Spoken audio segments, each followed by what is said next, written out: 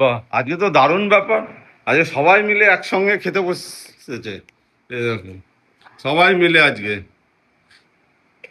এদিকে মা, ওইদিকে শাশুড়ি মা, ওইদিকে পিসি, এইদিকে এখন আমিও বসবো খেতে।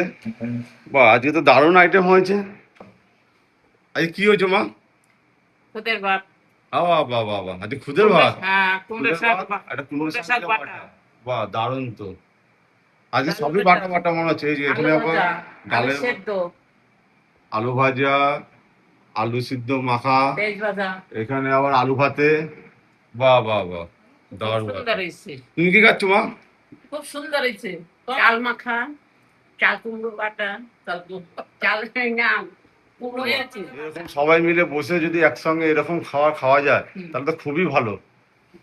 আপনারা এরকম ট্রাই করবেন। আর সব থেকে ভালো হচ্ছে যে কুমড়ো পাতটা বাটা দিয়ে খুদের ভাত খাবো, ওটাই হচ্ছে আজ দারুণ। অনেক দিন বাদে এরকম খাবার আজকে খাবো। ঠিক আছে, তাহলে সবাই তো খেতে বসে গেছি, এবার আমিও খাওয়া শুরু করি। দেখি, অনেকদিন বাদে বাদে খুদের ভাত খাবো, কিরকম লাগছে দেখি। আর একটু শাক দিয়ে বাটা দিয়ে মেখে খাই, তাহলে সব থেকে টেস্ট লাগবে। বাটা দিয়ে খুদের ভাত খাবেন, দেখবেন খুব ভালো লাগবে।